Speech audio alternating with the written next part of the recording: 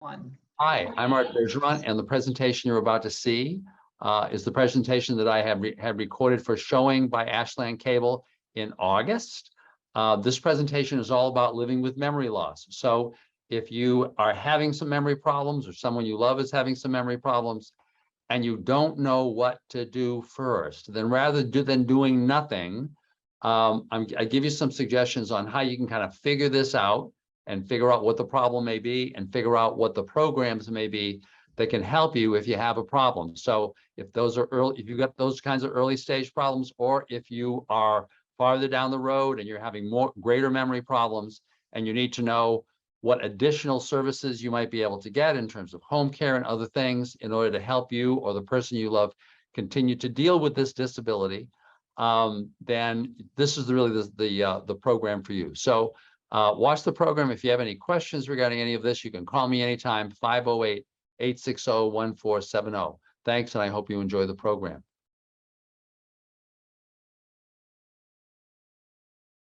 Hi, I'm Art Bergeron, and welcome back to the series of seminars that I do regarding seniors. If you haven't watched one of these presentations before, I'm an elder law attorney at Myrick O'Connell.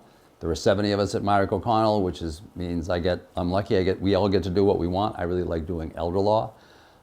And I do this series of presentations to deal with elder law issues, and sometimes, as in this one, to put those issues in the context of like the totality of your life. So today, we're talking about living with memory loss. I talk to people a lot about the implications of living with memory loss in terms of the programs that they may be eligible for and qualifying for them for those programs. I talk a lot about Mass Health, but I want to talk about today, I want to talk about that, but also in the kind of broader context of what are the issues that you really need to be thinking about if you're experiencing some issues. And I'm going to talk about Frank and Mary, my good friends who I always talk about them and their kids, Peter, Paul, and Mary Jr. And Frank and Mary's goal in life is very simple. They want to live in their house until they die, be buried in the backyard. The kids are all grown up now, and that's their goal. And so in this example, they own a house. It's worth about $400,000. For those of you who are watching, who are in Nantucket and Martha's Vineyard, obviously, like, add a 1 to that, so it's closer to $1,000,000. But the point is, they've got a house. They've got some savings, but not a lot, of a couple $100,000. Frank's got an IRA of $300,000, so they have total assets of about $900,000. They've been living fine. They've got their house, their mortgage is paid. They're just earning Social Security, a couple $1,000, $3,000 a month. And once again, their goal is simply to live in their house until they die and be buried in the backyard. But the question is, what happens if Mary starts having problems just remembering things? And and Frank is noticing it, but she's around the house, she's repeating more. It's clear that she's developing more issues. And the question is, what should that initial response be? Now, I'm often at the very end of all of this when it's an emergency and, oh my God, what are we going to do? Does Mary need to go to a nursing home? Frank's everything's a mess, right? But right now, for purposes of this presentation, this is just beginning. And this is the usual response. The usual response is for Frank and Mary to both say, and for their neighbors or their friends or their family, say, oh, well, this is really nothing. It's just kind of old age. And, Mary doesn't remember as well. And everybody just kind of lets it go. And that's a possible response. And I saw that response. I started doing elder law after my mother died in a nursing home in 1991. She had been at home with my dad for several years before that, experiencing increasingly severe dementia symptoms. But and by the way, back then, I don't even think we talked about Alzheimer's. I don't think Alzheimer's was kind of in the dialogue. You talked about people getting hardening of the arteries and these little things, but so they didn't kind of talk about what possible things they could do, except that my mother kept getting quieter and quieter and staying home more and more often because she didn't want to be out and she didn't want to be embarrassed talking to other people. And my father who was being very protective, but got more and more frustrated with the fact, well, you know, why can't Irene, my mother's name was Irene, why can't she remember things? And you know, well, one of the issues is they didn't really kind of reach out to talk to, they were afraid to reach out to talk to anybody. So the first thing that you need to do if you're having these issues is you want to really check it out. You know, it may be that there's nothing to them. It may be that professionals will tell you, like your doctor or a neurologist. Your doctor may suggest that you talk to a neurologist. Or if you just want to be, even before that, you just want to call somebody and you want to call the Alzheimer's Association, which has a national hotline, which is there for emergencies, but also for these kinds of conversations. You know, you just want to be learning about perhaps Alzheimer's or other diseases that cause memory loss. Maybe you just want to be talking about it so that you can get a handle on whether there may be an issue, maybe there's not an issue, maybe this is something that you just need to be kind of checking in, you know, as things go on. Think of it as, you know, you found out that you got a high cholesterol level, or you got high blood pressure or whatever, and now you got to start paying attention to it. So you just kind of want to know. So you want to talk to these professionals, and by the way, you need to bring it up with your doctor. Don't expect your doctor to bring it up with you, because doctors, you know, primary care physicians, your doctor deals with these kinds of conversations all the time, and a lot of time hates them, because in many of these conversations, he's almost uncomfortable bringing it up because he knows that most of his patients don't want to hear about this. They do not want to even be thinking that they've got memory loss, and so they'll try to hide it. And they'll come in, oh no, everything is fine. How are things at home? Oh, everything's great. They won't even bring it up with the doctor.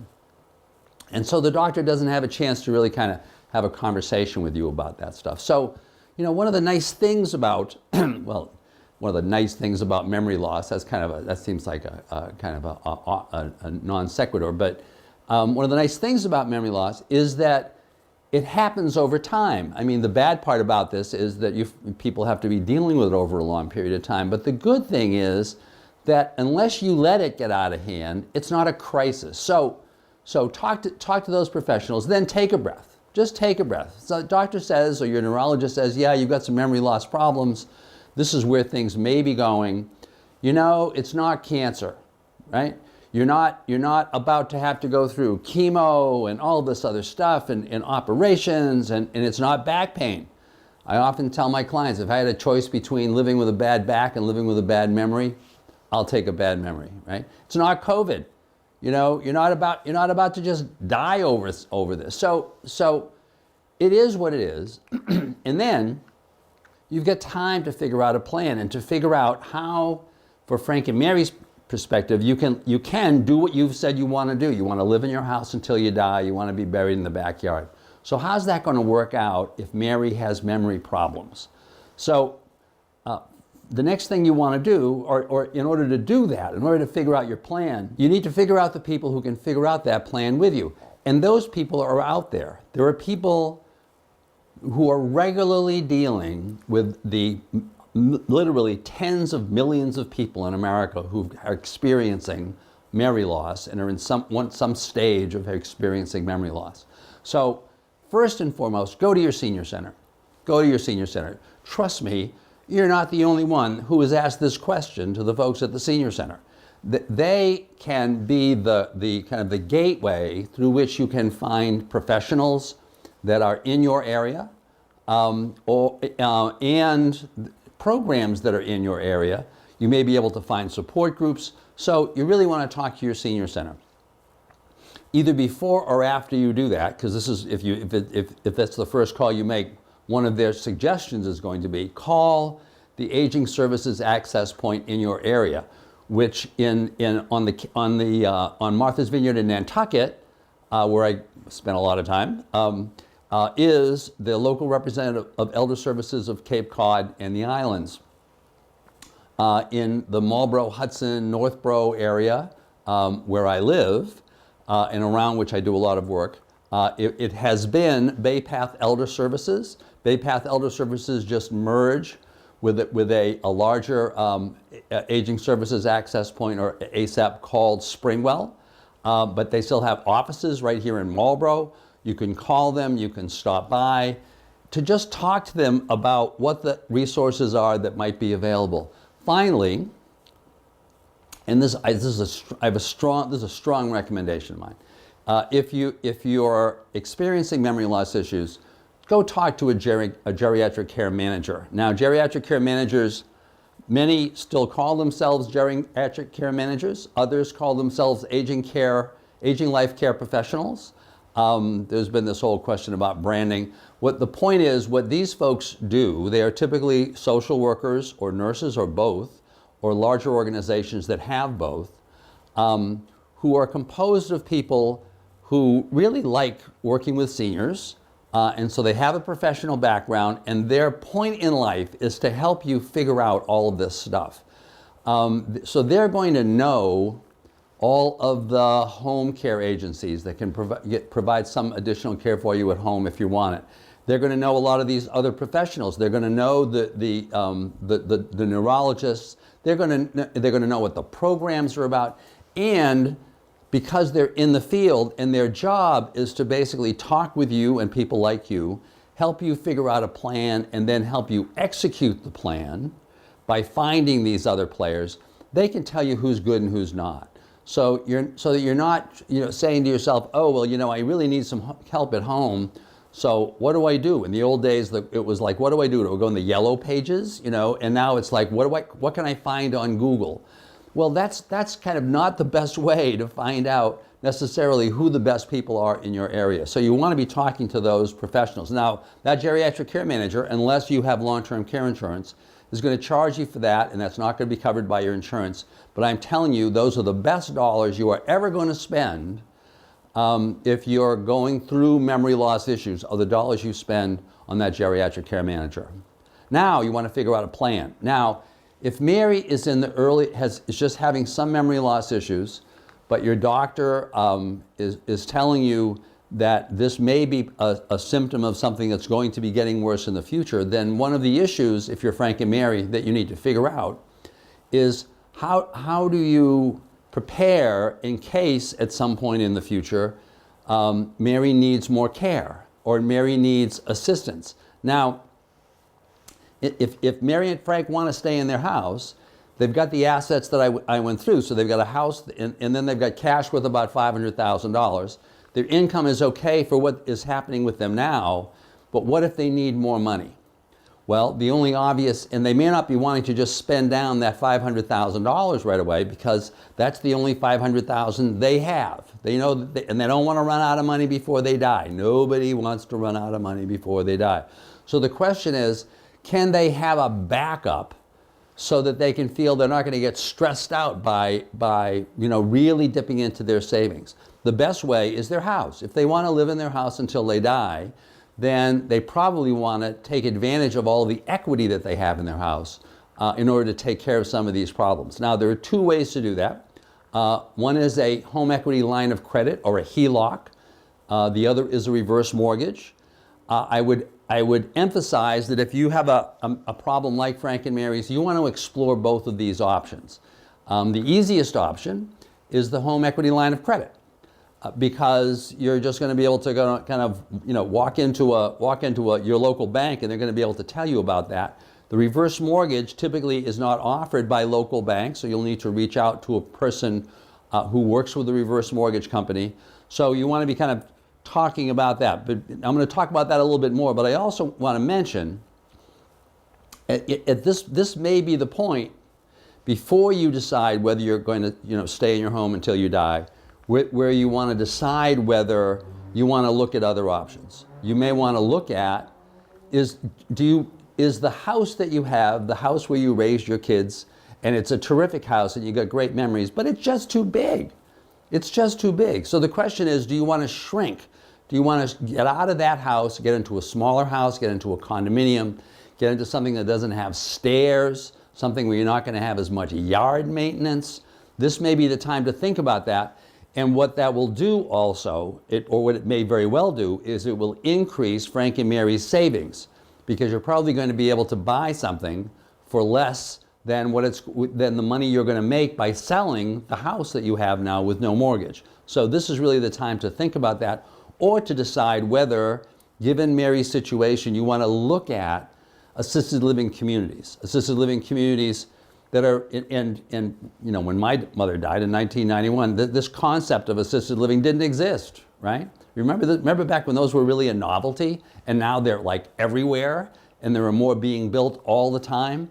So you may want to shop and see, in many of these assisted living communities, most of the new ones now also have a memory care community within them.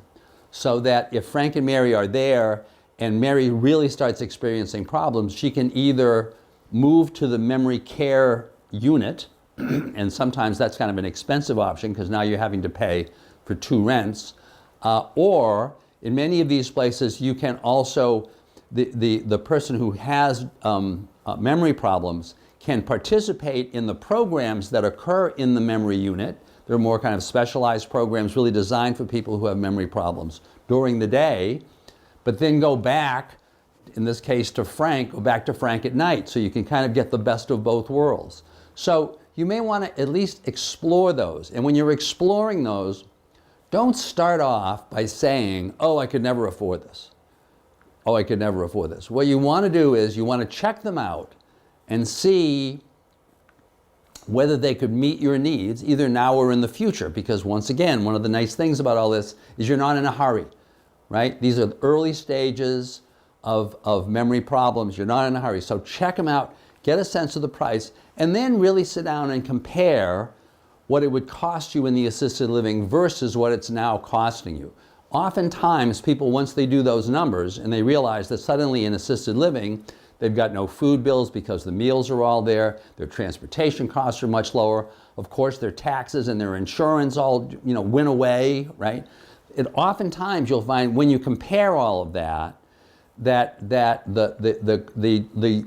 drain on your savings for the rest of your life is pretty comparable to if you stay at home. Finally, you should be aware that if you are in an assisted living community, and it turns out that in this case Mary needs a lot of care because it can be certified by her doctor or nurse or social worker that she needs that care because her memory is really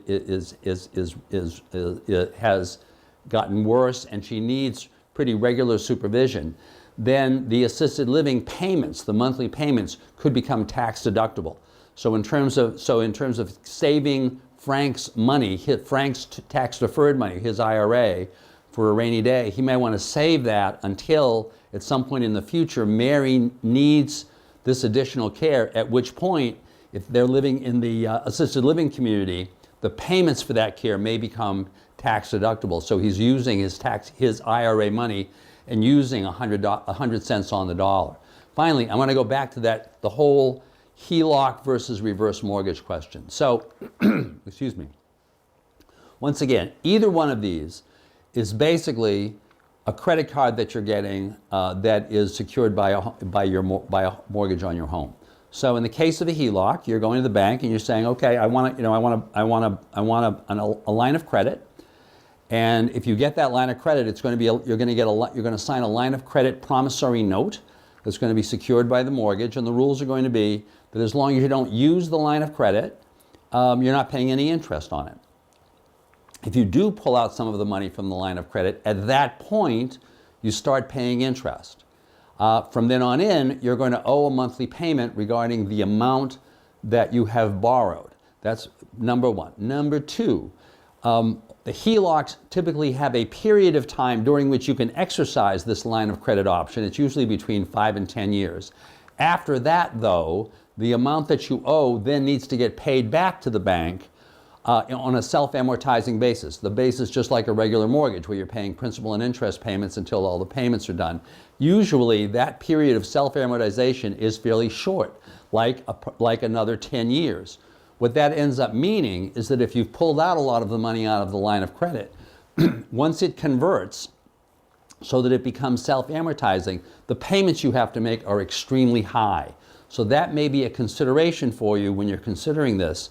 The other consideration, and the reason why you want to check this out with your bank, is that ever since the financial collapse a little over 10 years ago, banks have been more constrained about using these and giving the money out unless the senior can demonstrate that their income is sufficient, not just to pay the interest every month, but to pay the self-amortizing piece that would occur after that 10-year period. So Frank and Mary may find in this case that if their only income is from Social Security, they can't get a HELOC, or they can't get one regarding a substantial percentage of the value of their house. So that may not be on the table. The other option is the reverse mortgage. A reverse mortgage is the same as a HELOC. It is a promissory note, a promise that you give to this bank secured by a line of credit. Just like the HELOC, if you haven't borrowed any money, you don't start paying interest. The difference, though, is that once you have started borrowing money, while interest accrues on that money every month, if you can't pay it, you don't have to. The interest, if you don't pay it, simply gets added at the end of that month to the principal, thereby increasing the principal by a tiny amount, so that the following month, the payment goes up by a tiny amount. So in either case, you want to Frank and Mary need to figure out, and the earlier the better, whether they have this ability to tap into their home to provide equity, and if so, for how much. So that's something that, once again, you want to be considering early. Now, you want to learn early also about the programs that are available when you're in this kind of early memory loss situation. There are a lot of them. If you go talk to your ASAP, you're going to find out about ECOP, the Enhanced Community Options Program, which is a statewide program that is offered through these ASAPs. So it will be offered through Springwell and through Elder Services of Cape Cod and the Islands, that will provide you with typically up to 6 to 10 hours of assistance at home, not with the activities of daily living, not with helping you go, use the bathroom or shower, but with things like shopping or meals prep, or doing a lot of the things that Frank and Mary may decide at this point they really need to have done, among other things, because Frank needs to be with Mary. And perhaps Frank, can't get out of the house or doesn't want to be doing these other things, right? So you may want to be talking to these folks about those programs, as opposed to the mass health programs, which are asset-based. In this case, you can qualify for these no matter what your assets. Frank and Mary could qualify for these programs with their current assets and income. There's a small copay based on your income. So you want to look at that. You also want to look at what other programs are available. And you want to go look, and your geriatric care manager is going to be able to tell you this, but especially the folks from the senior center are going to be able to tell you.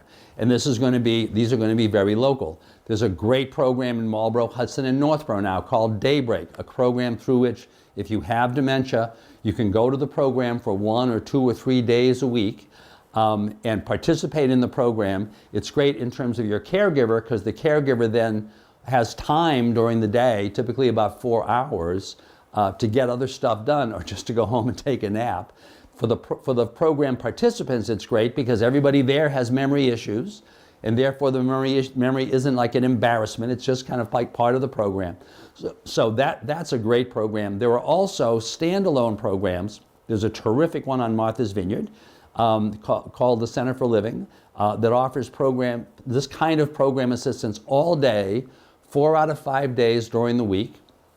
It's a wonderful program. They offer lunch. In that particular program, you can get Elder Services of Cape Cod and the Islands, excuse me, to actually assist with the cost if you meet certain mass health criteria. I happen to be, our firm is general counsel to the Center for Living, and I know they're also looking at scholarship programs for people who really can't afford those payments. So there are the point is, don't say no to yourself. Don't assume that these programs aren't available. If there's no program, invent one. I know a program that exists. It's a so-called memory cafe that exists in Hopkinton, that happened because I remember speaking to a woman once when I was in Hopkinton who decided her husband had gone through this. She saw the real need, and she just started a program. And it's just like this wonderful program. So you want to look at that, and you want to know from the senior center, et cetera, about any caregiver programs that might be in the area. Finally, if you're getting to mid to late stage, so Mary is really having pretty serious memory problems, you may want to consider trying to qualify for the so-called Frail Elder Waiver, a program through which Mass Health will pay for assistance for Mary in the home for up to 40 hours a week, so it's a lot of care. It only works, this isn't 24/7 care, so it only works if there's someone like Frank who's really there, but just needs this kind of assistance during the day. If Mary qualifies because she needs constant supervision, then the question is how Frank would qualify. In this case, given Frank's assets, Frank and Mary could qualify for this program. Because as far as the program is concerned, you can own the home no matter what the value. Frank can have other assets of up to, actually this figure is incorrect. The figure is now, it went up this year, $137,400, and Frank can have unlimited income. So Mary could literally transfer all of her assets to Frank the day before they applied for that program. Frank could keep, say, $100,000 in cash or cash equivalent assets, use the rest of the money to buy an annuity, as long as that annuity calls for equal monthly payments over a term that is shorter than his life expectancy. At that time, the purchase of that annuity in any amount is a legitimate conversion from a countable asset to a non-countable income stream. The day after Frank buys the annuity, Mary qualifies for Mass Health. Now, this program is a little more complicated. This is one of the reasons why people will talk to lawyers at this point, because they'll want to make sure they've gotten the assets correctly distributed. So you want to talk to your lawyer at that point. But the point is, this doesn't have to be done ahead of time. This can be done the day before Mary needs or wants to qualify for this program.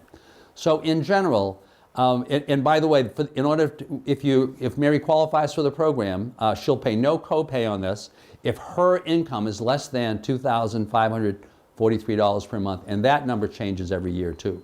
So the bottom line for all of this is, if you've got memory issues, once again, the nice thing about having a memory issue is it doesn't just show up all of a sudden. It doesn't just show up all of a sudden.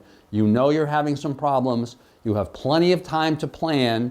You know that it's not cancer. You know it's not back pain. You need to be adjusting to the fact that you're going to be having more memory problems, or that your spouse is, and just figuring out a path to get there so that you can live your life until you die. Ideally be buried in the backyard, but at least be buried having had a happy life. So I hope you enjoyed the presentation. If you've got any questions, you can contact me. You can also go to our Facebook page, Elder Law Frank and Mary, not our Facebook page, but our YouTube channel, Elder Law Frank and Mary, to watch this show over again. I hope you enjoyed it, and I'll talk to you again next month. Thank you very much.